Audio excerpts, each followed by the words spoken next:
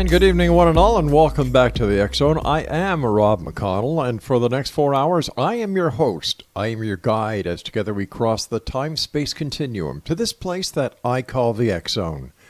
It's a place where people dare to believe and dare to be heard. It's a place where fact is fiction and fiction is reality.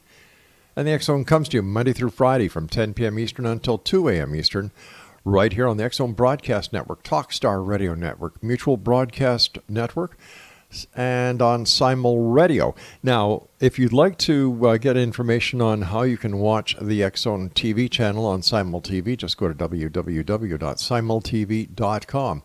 And for the X Zone Broadcast Network, www.xzbn.net. X Zone Nation, my guest this hour is Chrissie Blaze, and Chrissie does media interviews, teaching, and public relations for the Aetherius Society, and was a direct disciple of the Society's founder, yoga master, and ET contactee, the late George King, for 25 years.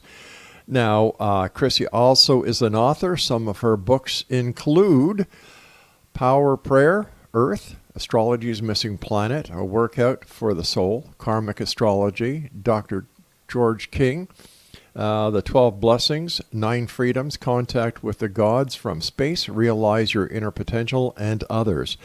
For more information on Chrissie, her website is www.aetherius.org. And Chrissie, you also have your own personal website, don't you? I have two. One is astrologycity.com, and one is chrissieblaze.com. First of all, Chrissie, welcome back to the X Zone. Always great having you with us. And for those who haven't had the opportunity of hearing you before, they're lost, but now it's going to be their gain. Tell them about you and the Aetherius Society. Oh, well, okay. Thank you, Rob. Well, first of all, can I just say one thing? In the books that you announced at the beginning, one of them is actually Richard Lawrence's with Dr. George King. Oh, I'm sorry. Not mine. That was Contact with the Gods from Space. And just to let people know, I've written 12 books, 6 astrology books and 6 spiritual books. So thanks for mentioning that. But I just wanted to clarify that. Okay. And, I've been involved in the Aetherius Society for many decades. First of all, I started out in London, the European headquarters, and then I moved to Los Angeles in 1994. And the reason for the move was because I worked with Dr. George King in London when he used to visit for about 3 months each year, and I would work for him. And then it came to a point in his life where he couldn't really travel that far anymore, so I kind of missed him a lot and decided I'd try and move to Los Angeles, and I did, and met my husband, Gary Blaze, so I was able to stay here in America. And then in 2008, I moved to the Michigan branch in Royal Oak, Michigan, which is quite near where you are, actually. Yes, that's fairly, right, yeah. A couple of hours, a few hours. And again, to be with the Aetherius Society, we're helping to expand in this area. So I've been involved in different places and for a long, long time. And really, I mean, today I think we're talking about astrology mainly, we are, but I just want to say that I've always been one of those people that likes to look up to the heavens. And that means that I love the planets, and I love UFOs because I've seen them and I've been talking about them and researching them for many, many years. So anything that's not so mundane, I love, So astrology fits right in, and the Aetherius Society fits right into that. The extraordinary things I like, the things that aren't every day. And I know that you've had Richard Lawrence on the show recently, and again, you will have him on again soon, I believe. Yes, that's right. Where he would talk a lot about the Aetherius Society. But today, I think we were going to talk about 2020, were we not? We are, but what I'd like to do is this first segment talk more about you and then the other three. Okay. The other three, because like I said, many of our listeners haven't had the opportunity of hearing you before since the growth of this of the show on the XZBN and our other affiliate networks, as well as Simul TV, is growing at such such a great rate that people are coming on who are friends of the X Zone, like you. You've been on the show a number of times over the years, and this is the first time they're hearing you. So, Yes. So this is why I'd like to take a little bit of time to introduce you, as well as I'm doing that with the other guests that we have on the show as well. Well, thank you very much, Rob. My pleasure. Dear. That's kind. Tell yes, us. You're doing such a great job with your radio and TV stations, networks, and so forth. Very impressed. Well, thank you. Well, basically, I've been searching for truth from a very young age. I was kind of like a psychic child, right? As many are. And I was always asking that question, why? You know, I was never satisfied with what or how, but I always wanted to know why about everything. What is that? A tree? Why? You know, it's one of those. A lot of kids do that, I know. Yeah, sure they do. But it continued. I never stopped asking why. So I could never stomach the most of the explanations I got. And that was through religion, through what's going on in the world, through why we're here, and all those big questions. I wanted to know the answer. And I was very intrigued by all the major religions. I looked into them. I became a Christian, and I regard myself now as a kind of like a mystic Christian, but also an Aetherian as well. And I was a Buddhist for a while, and then I went into Theosophy and Rosicrucian. I became a Rosicrucian, and I love them all. I do. But really I was looking for an organization that was very active today. And fortunately, I was introduced to the Aetherius Society, again, at a very young age. I went along to a spiritualist church because I was, again, quite psychic. Right. And I was learning healing there. And one of the speakers came along to talk about the Aetherius Society. I was only 14 at the time. And I found him fascinating. And then I went along to the society. I was about 16. And then I left for a couple of years. I was, trying to find out other things and going through different paths. And eventually I came back. I was early 20s. And then a couple of years later, I met Dr. George King. And, oh, goodness me, I'd never met anyone like him before or since, actually. He was extraordinary. I had this sort of thing I used to do, being sort of quite psychic, and I would try and I'm very interested in people as well. That's why I love astrology, because I love to understand people. I'm very, very interested in people, and I used to kind of tune into a person when I met them and try and not read their minds, but try and really know them and understand them. And when I first met Dr. King, I sort of tried that because it was just something I did automatically, and it was almost like a barrier came down, and he looked at me with this twinkle in his eye because he knew what I was doing. He knew.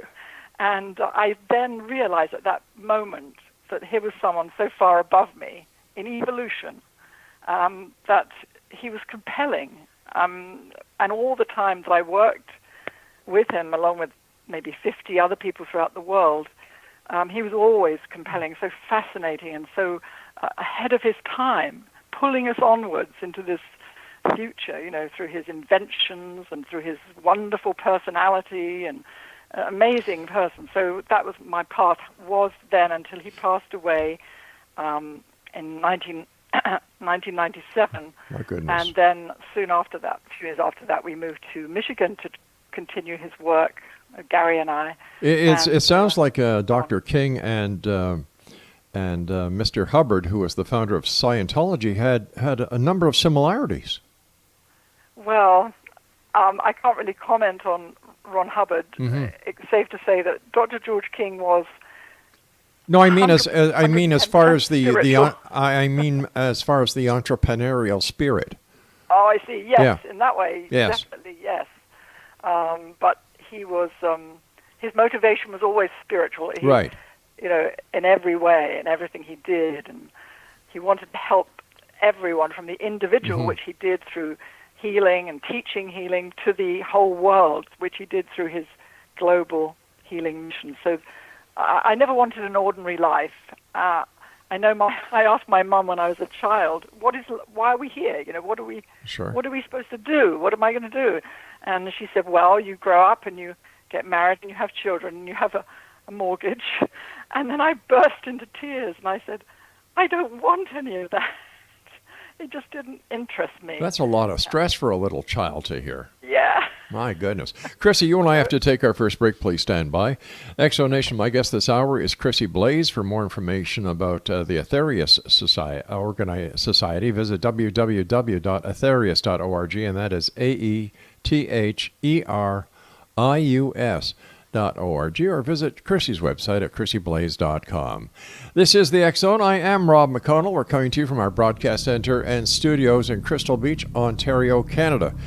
For more information on the X Zone Broadcast Network, as well as the broadcast schedule, www.xzbn.net, and for our TV channel on the Simul TV network, visit www.simultv.com. Chrissie and I return on the other side of this break. Don't go away.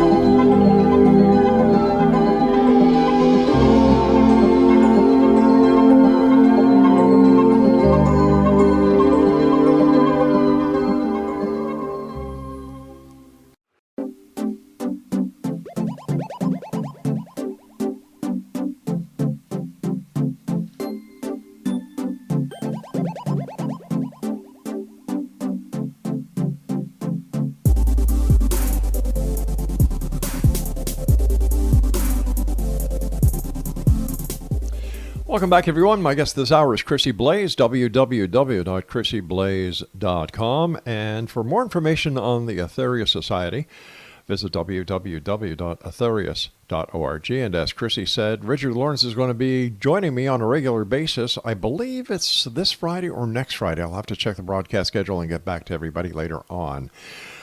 Chrissie, thanks very much for joining us. And before we were talking about you letting the audience get to know who you are and, you know, how you became involved not only in the Aetherius Society, but what made Chrissie tick, so to speak. Before we get on to astrology, I'd like to ask you about your UFO encounters. Oh, right. Yes. Yeah. Always been fascinated by UFOs. Mm-hmm.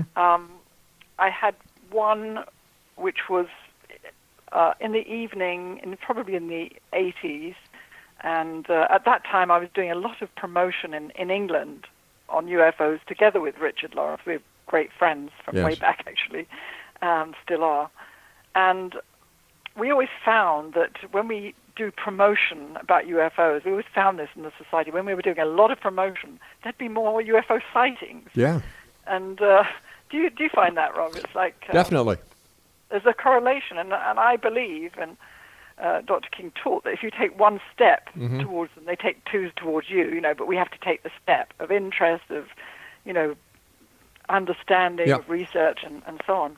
So anyway, it was after a lecture or something like that. It wasn't like night, it was evening. Mm-hmm. I looked out of my window in Putney, London, and I saw a number of lights in the sky, which I thought were satellites that were together, but they did those formations.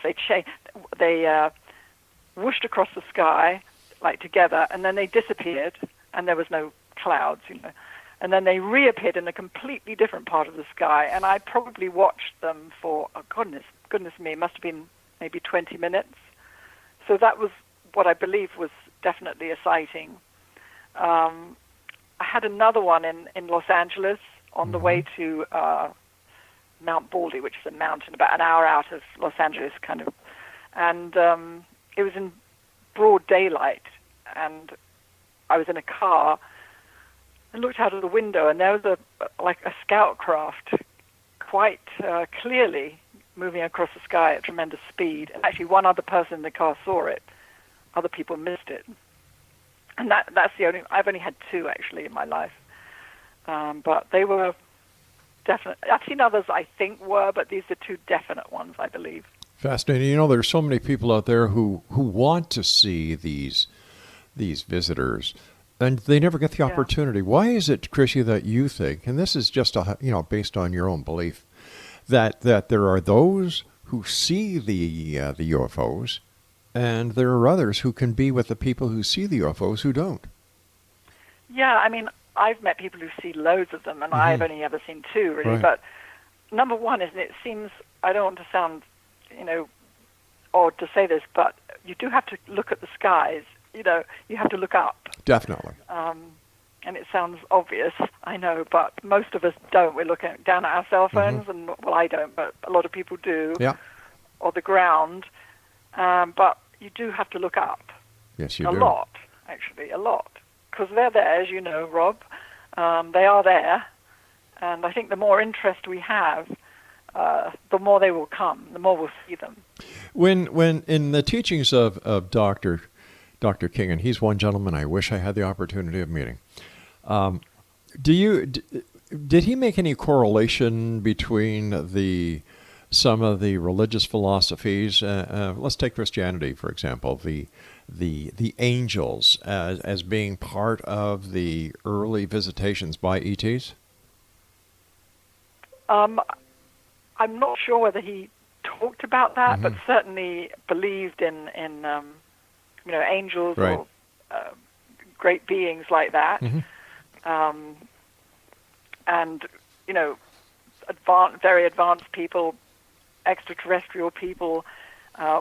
We're told around Jesus, actually, when he came, some of his disciples. Yes, that's right. Yeah. Another planet, who may not have realized at the time. So, I suppose, yes, there's definitely a correlation there. I've always found that possibility so fascinating that it just, in my opinion, opens up the possibilities to such a great potential that all we have to do is believe. It's that simple. Let's talk astrology now, my friend. How does astrology work? Astrology, well, there are different theories as to how it works. Obviously, that the planets, the influence of the planets influence human behavior. Right. And there are different theories as to why that works, and some good ones. But mine is much simpler than others that I've heard, and that is, number one, I believe the planets, the Mother Earth and all the planets, are living intelligences. And if you're talking about the Earth, and if you were to look at my book on the Earth, my recent one, I have a lot of scientific research which sort of proves that the Earth is a living intelligence. She has an in-breath and an out-breath. She has a virtual heartbeat, and so on. So all the planets are living intelligences, I believe. And they're all very extremely advanced, evolved, much more so than we are, living on her body. And I think it's in this solar system, take this solar system, there's like a cosmic symphony of the planetary energies all the time as they change positions. They're making a note, a musical note, and also an energy, which affects us. And how they change depends on the effect they have. And the effect of the planets is on the whole of humanity, especially with the slower moving planets, like the ones far away, like Saturn, Uranus, Neptune, Pluto. They're slower moving, they have a deep effect on the whole of humanity, but also on individuals as well. And I think it's because they're constantly radiating as life forces, just as we have an aura and psychic centers or chakras that are constantly radiating and taking in energy. They too have psychic centers, and they too are constantly radiating and taking in energy. And this energy, this combination of energy of all the planets, is like a cosmic symphony urging us, all life, not just humans, all life to grow, to evolve. Now, sometimes the planetary configurations seem very, very difficult and challenging to us, just as the one now that's going on until 2020. It can be extremely difficult in the world, creating chaos, creating problems, and you can see it happening in the world. Yes, but what is really happening at a deeper level is that the planets are trying, these two planets, Pluto and Saturn, are coming together, and they're trying to get us to change, because we get stuck in our rut. We don't want to change. Change is painful. So if we have come to the end of something, like say we're in a relationship which is comfortable but it's really bad for us, we know we should get out of it, but we can't sort of make that move. And then Pluto and Saturn come along and they kind of shatter the relationship. They shatter our world, and it's a terrible time. But at the end of the day, when we look back, this is just an example, we look back and we think, oh, thank goodness that happened. Yes, that's right. Because Yeah. I've grown from it. And it can be health, it can be finances, it can be anything like that. Now, Chrissie, you and I were supposed to have this interview last week, and for some unknown reason, there was a network error. And today, when we were able to hook up and everything was working as well as it should have, you said, well, what was it you said? Something about... Mercury retrograde. Yes. How does that work? Because I've had so many members of the astrological community on who use that phrase, and what does that actually mean, and how does it work? Yeah, I've actually written a book on Mercury retrograde. It was all the planets have retrograde motion except the Sun and the Moon. They don't. All right. What is a retrograde? Yeah, it means that apparently when you look at them, because it's an optical illusion, it looks as if they're going backwards. Oh, I see. Okay. Sometimes. Right, but they're not really. Obviously, if they were, we'd be in trouble, right? Yeah. But anyway, Mercury, because it's so fast-moving, has a lot of these retrograde motions about 3 times a year for about 3 to 4 weeks at a time. So there's a lot of Mercury retrograde going on. Well, because Mercury rules communication, like technology, like, TV, computer, phones, all those things, is ruled by Mercury. Anything mercurial, communication and all that, can go wrong in Mercury retrograde. Now, I remember when I was asked to write this book it was actually Warner Books at the time, who no longer exist. They said to me that they wouldn't publish it during Mercury retrograde because they believed in Mercury retrograde. That's why they asked me to write the book. But I said, well, you should, because we can't stop living just because things could go wrong. What we have to do is just be a little bit more cautious. Like if you have something to sign, if you're buying a car or something, and get someone else to read it as well, a lawyer or something, or another person. But don't just stop living. All right, speaking about stuff? And I said, no, I think you should publish during Mercury retrograde. And what happened is that a couple of years after that, they failed. All right, stand by, Chrissie. We've got to do a bit of a cliffhanger here because I have to take my news break at the bottom of the hour. Exonation Chrissie Blaze is our guest this hour, www.chrissieblaze.com. And for more information about the Aetherius Society, visit their website, aetherius.org, and that is all right, do you have your pencils and paper ready? AETHERIUS.org. And I'll be back with Chrissie as we talk more astrology and the astrology of 2020 on the other side of this news break. I'm Rob McConnell. This is the X Zone. We're coming to you from our broadcast center and studios in Crystal Beach, Ontario, Canada.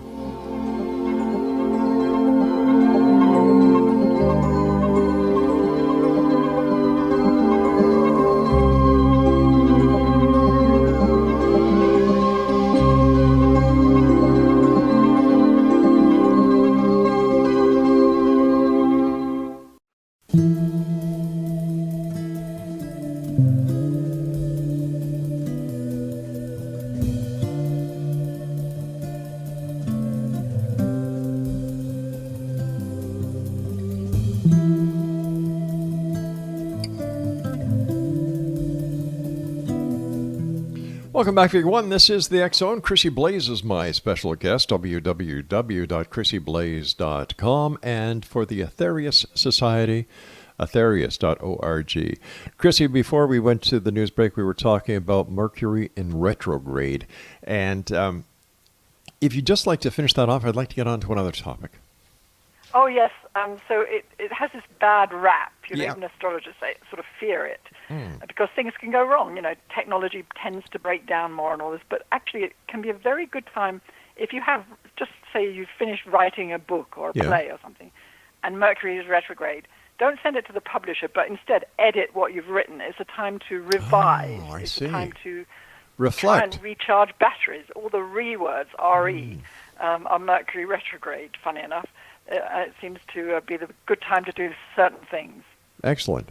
Now, for those people who are listening around the world tonight who are saying, oh, come on, what are you guys talking about? Listen, I'm going to give you a very simple, plain example that will put everything into perspective. As we all know, I was an ex-policeman. I am an ex-policeman. I did patrol, I did criminal investigations, the entire gambit. My wife is a nurse who worked in hospitals. A lot of our friends are police. A lot of her friends are doctors and nurses. And I can tell you from firsthand experience that when there's a full moon, things go crazy. And that is just the moon that is so much smaller than all these other planets. So if you take the example of what happens to people during the full moon, the lunatic cycle, crimes are up, things just go wacky, people lose their noggins a lot of the time.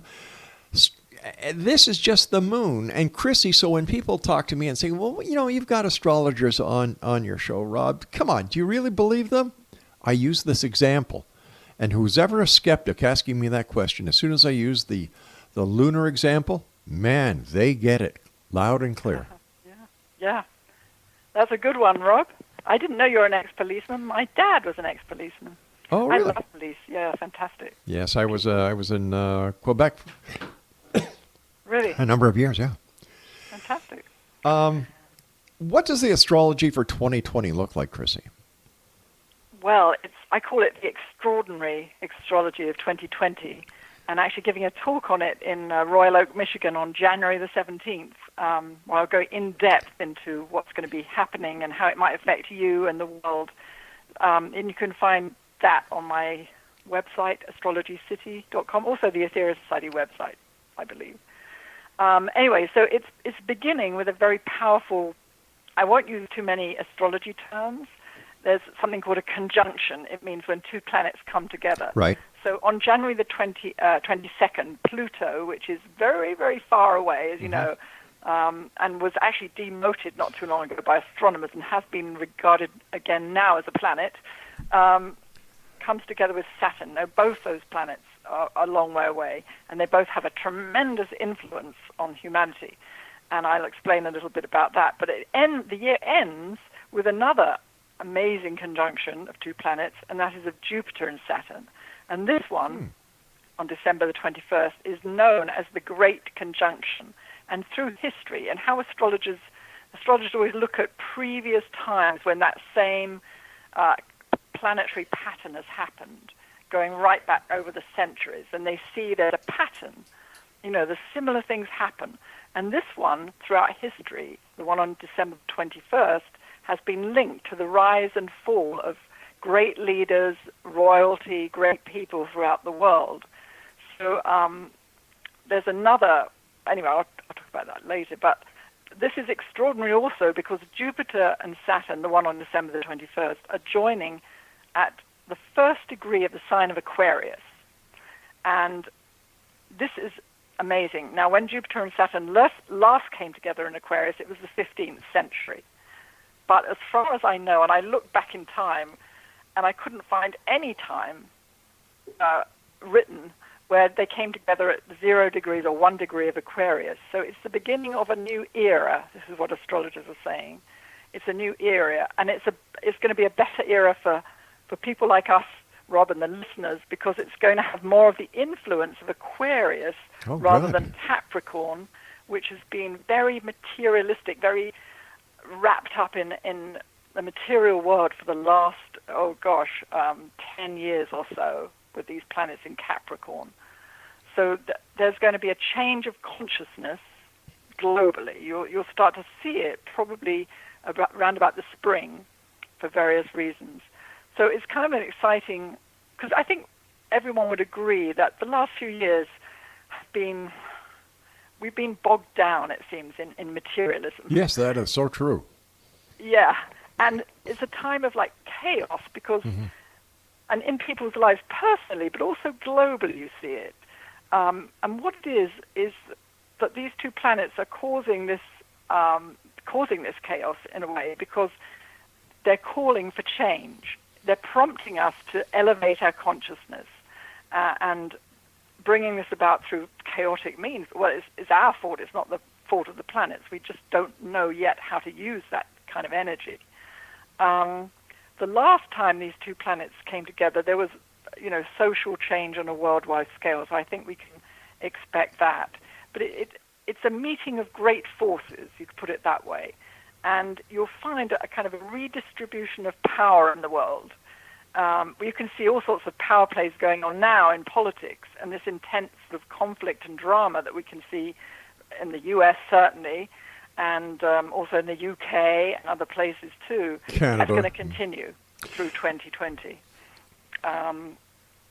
But it's interesting from a spiritual perspective. This cycle is like a rite of passage, determining who is the most qualified, who has the moral authority to be the custodian of power and resources. So that's interesting. Our President Trump, his astrology is pretty interesting right now.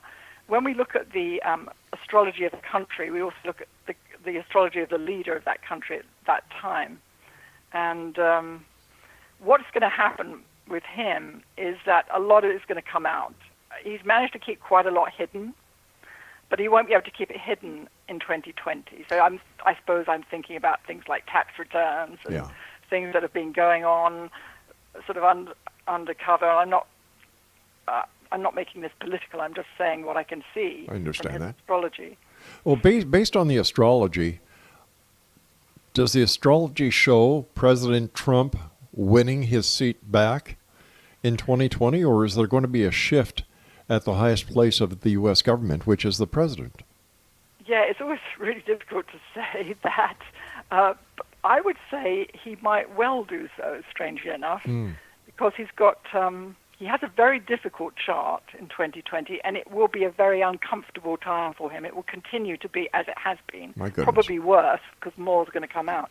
But at the same time, he's got this protective thing going on with Jupiter. Jupiter is the great protector and brings us nice opportunities and so on. And it's very favorable in his chart. So I wouldn't be surprised if he didn't win again, but I think what's going to happen is with the Aquarius thing, Aquarius is like power to the people. I think we're going to find, if that does happen, I think people are actually going to start moving. They're going to start objecting. They're going to start rising up and speaking out, and I think it's going to be a shift. You know, It almost sounds like what was happening 3 or 4 years ago with the Me Too movement and all the other movements that were being that were gaining strength by social media. Yeah, exactly. We're going to definitely see more of that type of thing. Personally, I think that went too far, but I think it had to happen. And sometimes when things start, they do tend to go too far, and then they kind of balance out. Well, I also think it was because nobody really recognized the power of social media, and it took on a speed of its own. Exactly, yeah. Now, there's also, some astrologers think there's going to be a massive recession. Like it's definitely going to be a big reality check there. And then there will be a big reality check with that economy, the global economy, the U.S. economy. Some astrologers think it's going to be like the Great Depression. After all, we have gone in the U.S. from $500 billion deficit to 1.2 trillion, I think it is. Well, that kind of figure, Rob, I mean, one can't even imagine it. No, I can't. No, I really can't. So there's going to be a reality check next year, not only with money, but also with our resources, with the earth.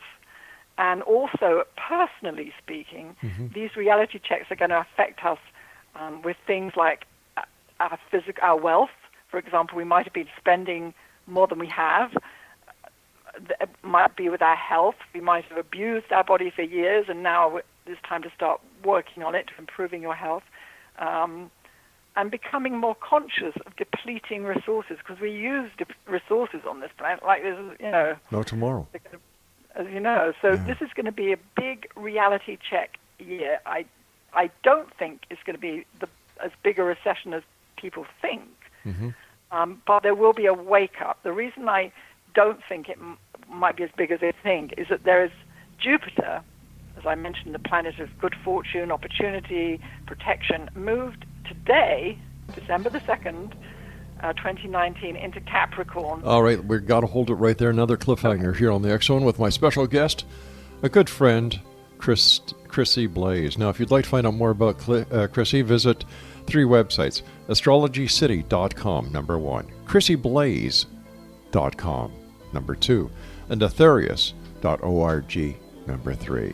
This is the X Zone. We'll be back on the other side of this break as we wrap up this hour from our broadcast center and studios in Crystal Beach, Ontario, Canada. When I come back, some very exciting news. Don't go away.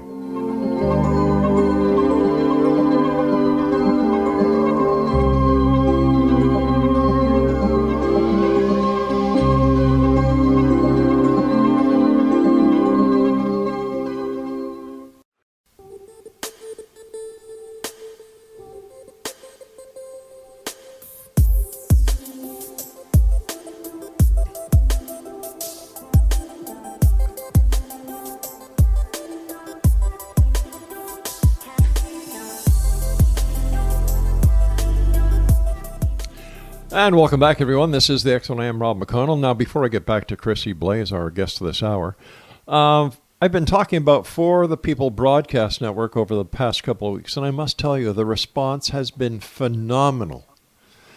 And we are getting to these people as fast as we can to give, well, you're probably saying, okay, I've never heard of the For the People Broadcast Network. Rob, what is it? What we're doing is we're doing something that we call paying forward. Giving back to listeners, giving back to the community by offering a one-time, 1-hour radio show. Free. No gimmicks, no expenses, no nothing. We do the producing. We'll do the editing. We'll do the distribution. We'll get it out there for you. We'll put it up on all our social media sites, and we'll advertise it in the X Chronicles newspaper and our other publications. Once again, totally free. Why? Because I'm sure there are people out there who, and this is the only stipulation that we have to get one of these shows.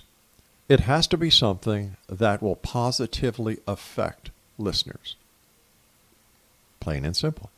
If it's an idea on how to help climate control, how to help feed the hungry, how to help the homeless situation in the world, how to better help veterans. That's what we want to hear about. If you want to bring on a guest to discuss this matter with your guest, we'll take care of that for you.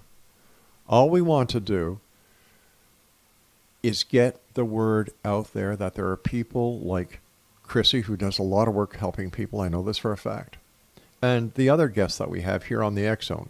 We want to give you, the listener, the opportunity of getting your message out there to the world. If you would like to participate in this pay forward system that we have here at the Relmar McConnell Media Company, all you need to do is go to www.ftpbn.com. All the information is there. That's www.ftpbn.com.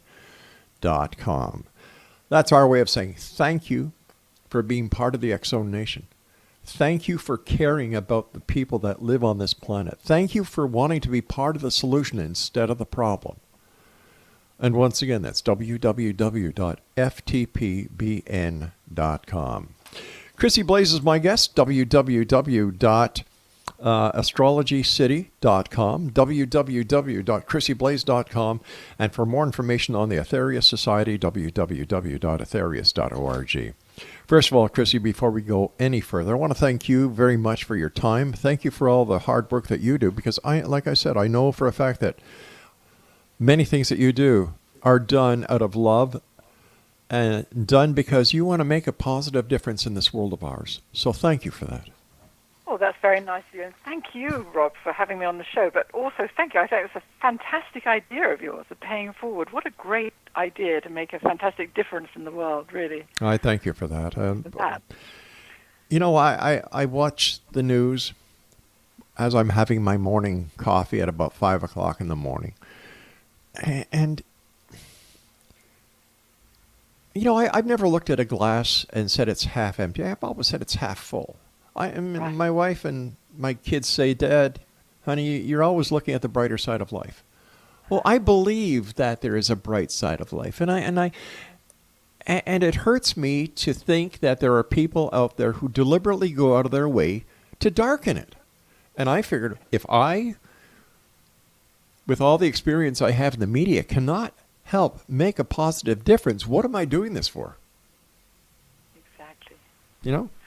I mean, that's fantastic, though. I mean, media gets such a bashing all the time, and yet so much good is done, too, and you're a prime example of that. Bless you. Bless you.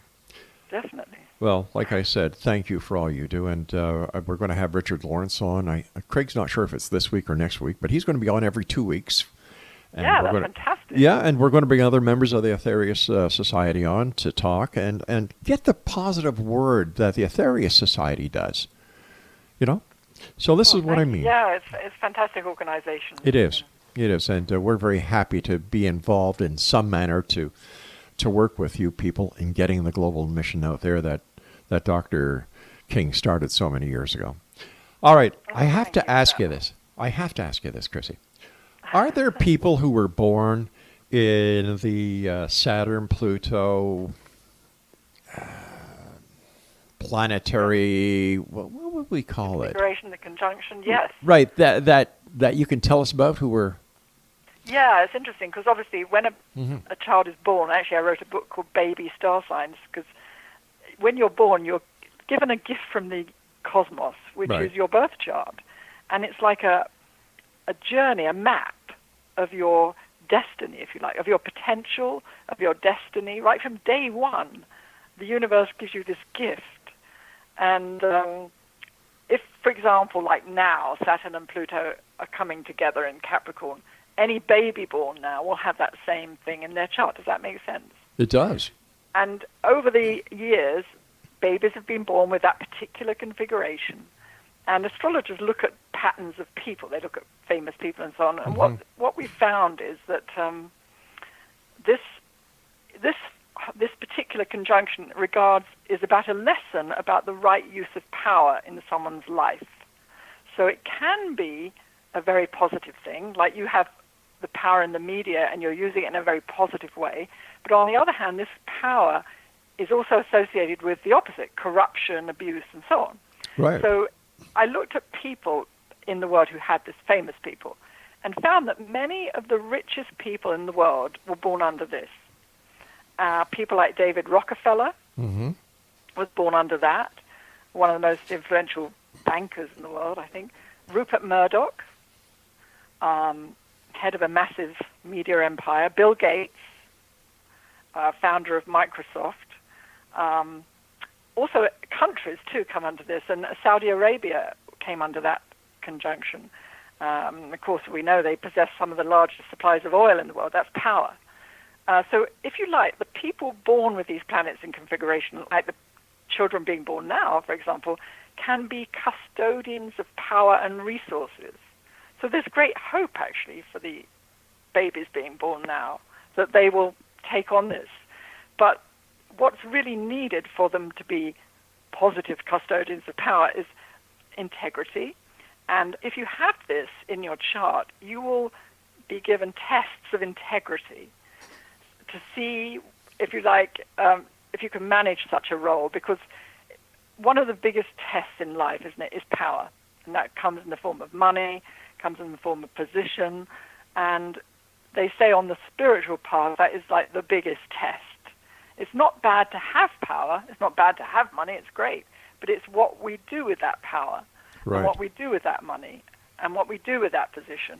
And that's what the tests that will come for people with that particular configuration. Is that clear? It does. But when you were saying about Saudi Arabia being rich because of the oil, what would happen if other forms of energy were to make it? For example, solar energy and cars using an alternative fuel source. Saudi Arabia. That's a very interesting question, isn't it? I mean, right now they're exceedingly rich, and they always have this potential with that particular configuration to have wealth. So if they didn't have it in that respect, they would have the opportunity somehow to gain it in another way. And the test will be how they handle that. They'll be desperate to get that power because that's inherent within them, if you like. I understand. But it's keeping that moral compass, moral authority. What that would be it. What would happen if someone who was adopted, let's say, and their date of birth, time of birth, is not known, and this has happened many times through adoption agencies, how can one get their astrological chart done then? You can, yeah. I mean, some astrologers can find out. It's a very lengthy process, and a few astrologers will do that. But you know what? The planets don't move very quickly apart from Mercury and the Moon. And the rising sign. The rising sign is the ascendant. It's a sign that was rising when you were born. That changes every 2 hours. So what you can do is you can set up a chart. Say you know whether it was the morning or afternoon. That helps, you know. You can set up a chart, and you can give a reading from that chart, even though the rising sign, because it moves every 2 hours, it might be off. It might be in another rising sign. But the rising sign is our physical body, amongst other things.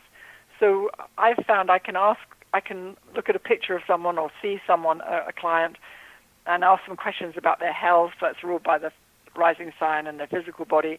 And you can sort of determine what it might be. And then the other planets, because they move pretty slowly, you can still give a very good reading. Chrissie, I hate to do this, but our time is up for today. Please come back and visit us again soon. It's always a great pleasure talking to you. Now, I don't know if we'll have the opportunity of speaking to you before Christmas, but to you, Gary, your friends and your family, from everyone here, to you all, a very Merry Christmas and a wonderful New Year. Oh, the same to you, Rob. Thank you so much, and love to you and Laura and all your family. Thanks very much, Chrissie. Take care. And Exonation, if you'd like to find out more about Chrissie Blaze, astrologycity.com, chrissieblaze.com. And for more information on the Aetherius Society and Richard Lawrence, who's going to be joining me on a frequent basis, a regular basis here on the X-Zone, visit aetherius.org. I'll be back on the other side of this commercial at 6.5 minutes past the top of the hour as we continue here in the X-Zone with yours truly, Rob McConnell, from our broadcast center and studios in Crystal Beach, Ontario, Canada. Don't go away.